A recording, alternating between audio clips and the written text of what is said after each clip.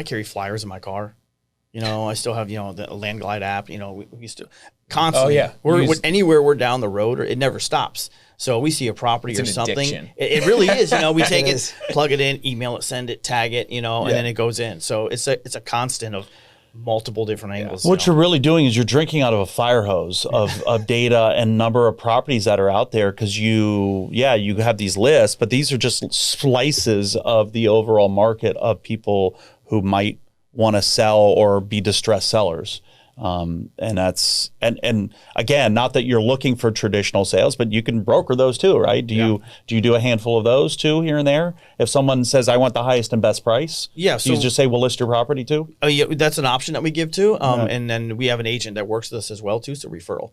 So we're able to keep our agent busy if he's not working on our deals. We're able to kind of refer some of our leads, because we get that. We call, they're like, hey, I need the maximum amount of dollar. Zillow says, thank you, Zillow. Right.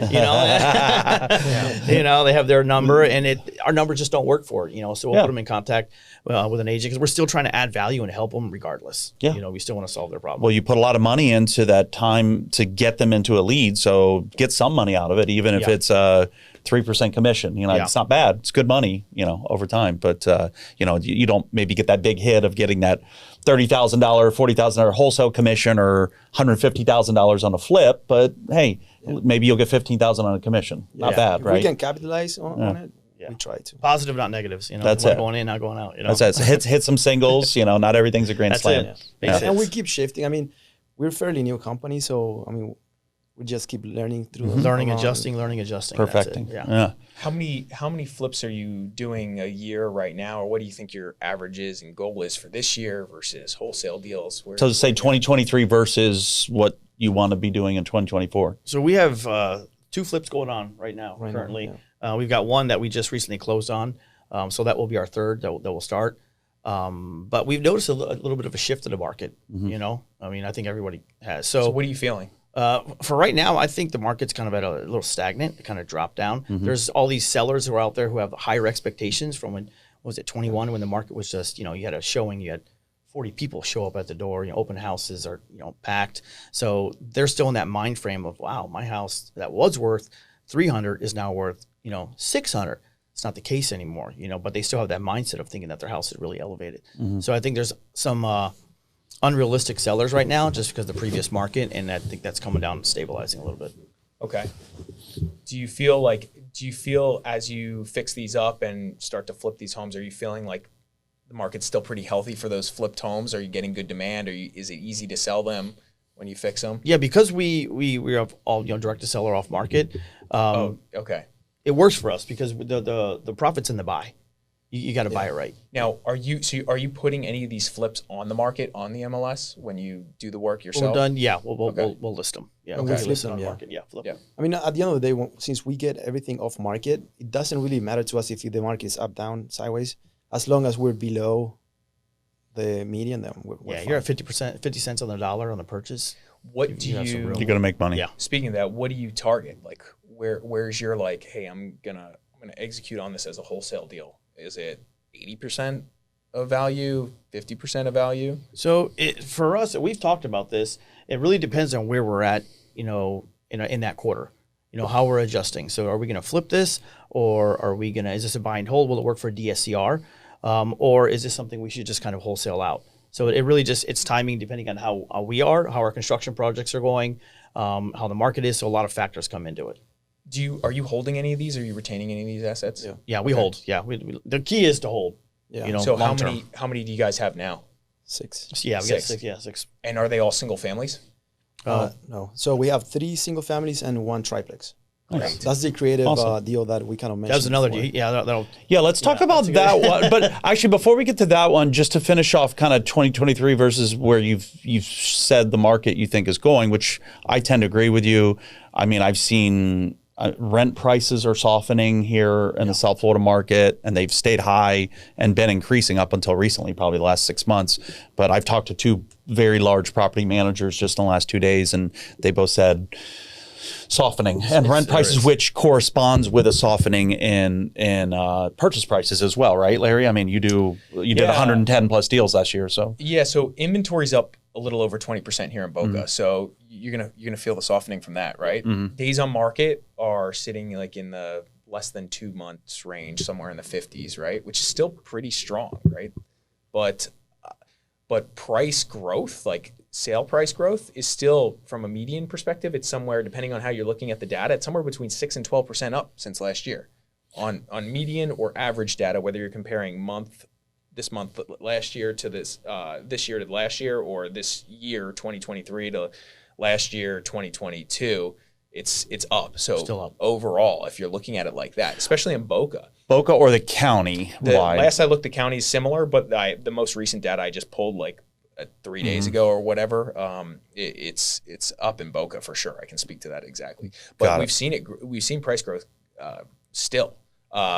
Do I think things are probably slowing down? But that's one other question, just to understand that's year over year, your comparison. Yeah, but the trend isn't down. Like it's not even just the quarter, month over month, or month over month. The trend isn't down. What's intriguing and what I'm watching closely is just the inventory over the past 3-4 months, month over month, is going like this, and 20% year over year is like pretty substantial.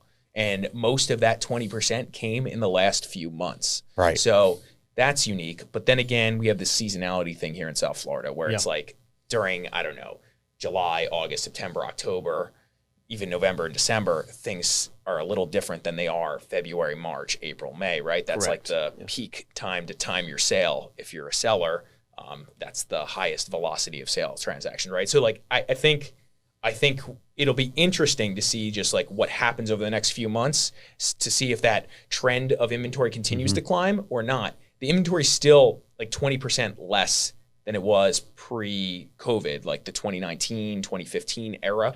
It's still lower. So we're just creeping our way back up to that. I think we're creeping back up to that market, that previous market, which to me is fine and fair, and it's probably good for all of us. It's just, if it could just stay stable, you can make good business decisions, right? Yeah. Right. So that would be great. And then interest rates came down a little bit. And as far as what I'm seeing too from my brokerage, now I don't know if this is just me like working really hard and getting a lot of business, or if this is what the market's experiencing overall, but I've just climbed from like 12 listings, active listings, to I think this week I have 25 total active listings on the market. So over the past 30 days here, I've been, I don't know, probably averaging 2 listing appointments a day. Amazing.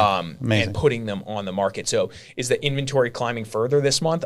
We'll see. We'll see in a couple days when I look at those numbers. But and also, how long will it be till you get under contract for these? So you've doubled your number of listings, which is incredible. Yeah. But let's hope that you have same velocity of contracts. Yeah. You know? Yeah. Exactly. And You can consistent days on market. Which is. Yeah. Instead of just stacking 40 listings that you're like painfully selling through that process, right? Of like price reduction, working on it, negotiating, all this pressure's stuff. on. Well, it's just a lot more work than it used to be 2 years ago, where I'd put one on Wednesday, sell it the following Wednesday. We're done. No That's the contingencies. seller's market. That's the best of the market. We're not there anymore for sure. Yeah, for whatever it's worth. Florida's its own beast. I mean, we saw it in Boca Chase that one. We had like 45 showings. It was a great neighborhood. In 2 days. Yes. Hot neighborhood. Yeah. And you renovated Bidding wars. And it was nice. Yeah, it was. It's fun stuff. Even the last flip Jaron and I did, I was the broker, Jaron did it. That one didn't have a whole bunch of like people moving through. It was a membership equity community too, which is a whole different thing, but animal in itself. But still, we still hit like a very good number, I would argue. And I don't know. Record-breaking number, really? Yeah.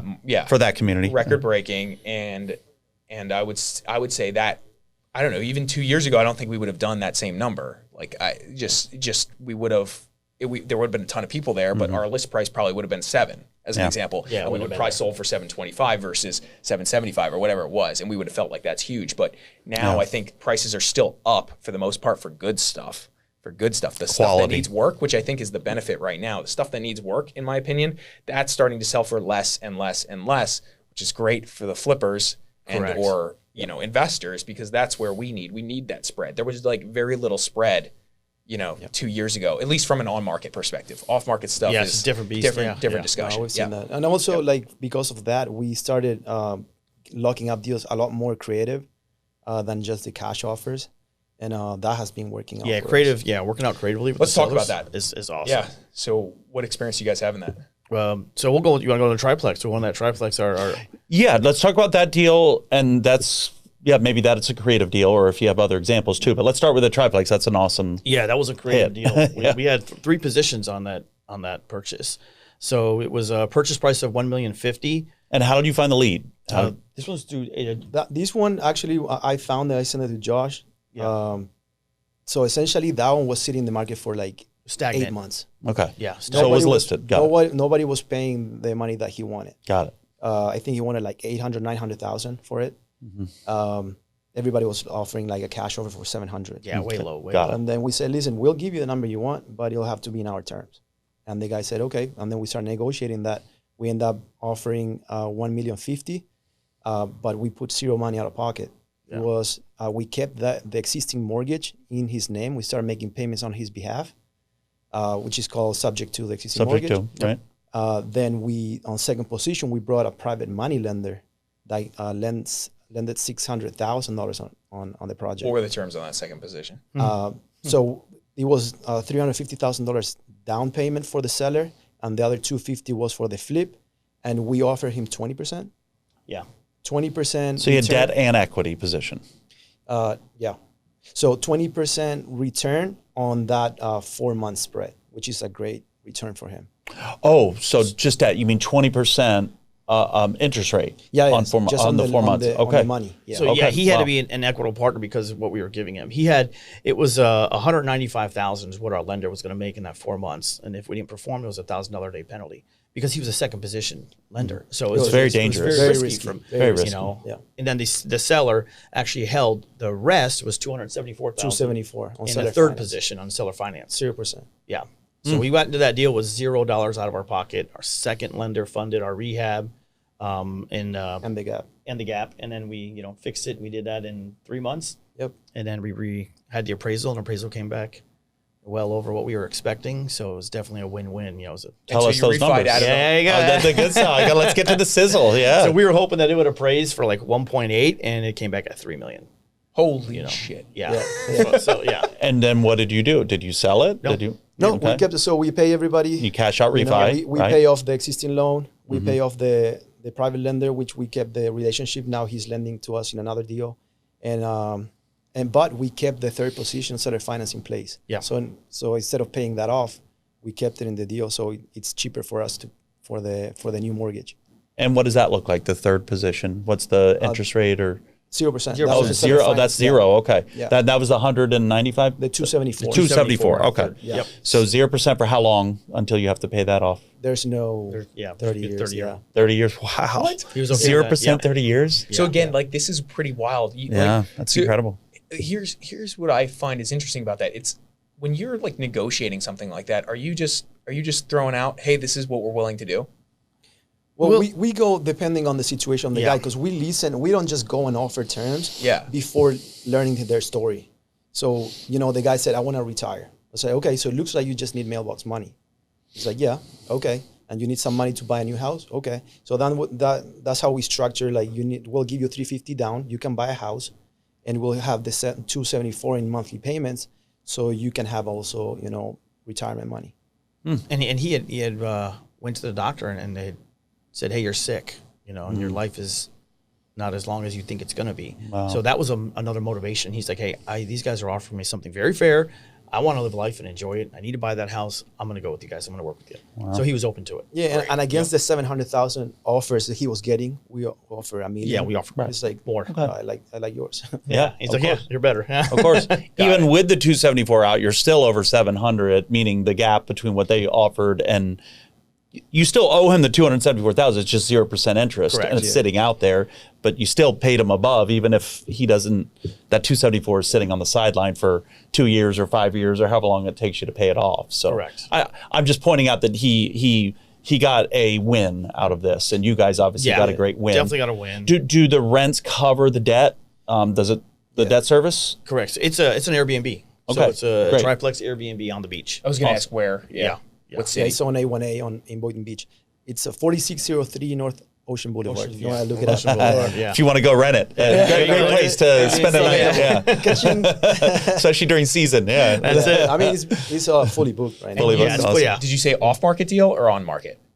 This one was That one was on market. on That was market. sitting in the Stacked. market. I for- know exactly which one it was. Yeah. Yeah. I do know exactly which one it We was. call it Yep. the Jungle House. It was a mess. Yeah, it was super. It's like you look at it, you're like, this is super interesting, but you need somebody to figure out the creative. Someone's got to creative grab it. path. Yeah. Yeah. People exactly. didn't even know that there was a. We call our name. We name our flips depending on the vibe or the look that we get. So we name them. Just a real quick, short one. There was a one in Boca that we saw had rocks all on the inside, rocks on the outside. We're in the truck, and I said, "I got the name," and he's like, "What is it?" I said, "Rocky Balboa." That was it. That's it. That's the name for that That's property. awesome. But this one was the jungle. We call it the Jungle House. You couldn't even see the property from the road. So when we took the landscaping down, people would stop and say, "When'd you build this?" It's been there. You just couldn't see Yeah, it. we kept those trees until the property was ready. Until we were so ready then to we go. cut them out. It's like, where was this That's thing? smart. Yes. Yeah, that's actually really But smart. it was an on-market stale property. I think Okay. you found it doing keyword searches. Yep. Yep. Keyword searches for that property, and then that's What does they that did. look like?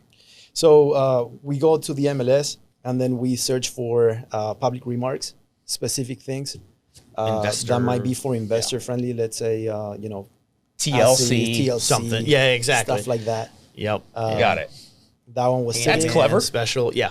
Those That's are clever. So you're on Flex MLS in there, clicking around, searching that. You can actually search those things. Yeah, you search that you criteria. can just search. Actually, we don't even search anymore because we have a kind of a automatic A smart list or a reminders hot that list or just whatever it's come called. up. Yeah. And it Yeah, just pulls puts them. it in your inbox or Yeah.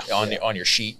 Exactly. Investor's dream. Yeah, That's it. I mean, there's a bunch of No, fluff in there. that's crap. 99% of those are not a dreams for investors. Yeah, you'll don't bury do what you yourself want for them to. life if you buy one of Handyman those. special. Yeah, the handyman special. That's The motivated seller one is always like, Yeah, we get that. motivated seller. That's great. So that was really great seed capital for you too, right? Yeah. For your other flips. So you pulled money out of that. That's paying for itself. You're making some money on it too, probably from the Airbnb. But you also, the money you pulled out, you're using that to do other flips So as well. we didn't like take all the equity out because if not, the mortgage was gonna be Sure, too So high. we just Yeah. made sure to pay everybody back. Sure. Keep it to the minimum so we can cash flow. Yeah. And actually, we're trying to stabilize it and then just sell it to. Yeah. Oh, you may actually sell it. Yeah. Stabilize We're it just and gonna sell put it it as on a the business. market. I Okay. mean, the amount of equity that's trapped in that deal is bananas, right? So Correct. Yeah. How can you not? Like it's Yeah, like capture It's the a good equity, go kickstart. do another. Yeah. Yeah. And the appraisal wasn't done based on Airbnb rents, right? It was based on traditional rents. it was just a traditional. Appraiser came out. It was. That was kind of a hiccup because Yeah. there was a couple of appraisers that said like, I am not comfortable in appraising this thing, Okay. and Wow. we just kept looking. So because there was one. It was unique. It's unique just so to that you're area. such a unique we property. don't have similar comps in that Yeah, area. it's hard. Got No it. way. Got it. Yep. Okay. That will be the comp when it sells for that Yeah. area. It'll be the only jungle property in Palm Beach County. To be honest, I don't recommend that thing to do anybody. That was risky from us. That was risky. Well, okay. I mean, was everything stressful. worked out well, like exactly how we wanted it, but it was. It was yeah. No, there's a reason why I was sitting. Yeah. Yeah. Because I remember flipping it to one of my guys and being like, "Hey, this is interesting," but then it's like, well, how do you really say what this thing's worth? How do we execute on this? Like, oh yeah, you can do all these cool things that you just described, but it's like you got to do them, and it's going to take a lot of time to figure that out. But you had a few sleepless nights over the few months you Oh, yeah. you were Yeah. getting I under think that's the name contract of and the doing game. it. Absolutely. Yeah. That's the name of the game. Yeah. If you're not an entrepreneur, if you don't sit with your hand in your head at night, and say what in the heck. If you don't wake up at 3:30 a.m. like I do at least 2 nights a week and not sleep, then Yeah, something's wrong. You're not doing. You're working not hard in enough. action. Yeah, you're not working hard enough. There's right. a number of deals that I've done with my partner who I buy stuff with, and we just say, man, that deal almost killed us. You know what I mean? Like that one almost kills. Like I can't believe we pulled that off. Going back to the property at 10 p.m. at night, looking at it, like watching the street, like I don't know how good we feel about this. Tomorrow's the deadline, right? Like Yeah, that's it. That's the game right there. That really is it. But we bought a building with some structural issues from one of Jaren's close friends, actually Daniel, and it had we found out that it had structural issues. We knew it had structural issues. It was in the moment where a super competitive market, so we had to go hard day one on everything. So we're on the phone with like these structural engineers that I know from when I was working as an engineer, and I'm talking to him like, hey, this is the circumstance, and he's on speakerphone. He's like, go over the property, see how many quarters you could fit in the cracks. So we're there at 10 p.m. at night, Really? Pushing quarters and pushing quarters in the cracks, right? We got 3 quarters in the cracks. What does that mean? Right? What does that mean? He's like, that means that's a pretty serious structural issue. Issues. And we're like, oh God. So like, what do we do? What's the worst case scenario? Going through that, it's like, oh my God. Yeah. Anyway, we've had a couple. We've had a couple that we're like, I don't know if we should get into this. Like, let's just really go through it and say, let's not do it. Yeah.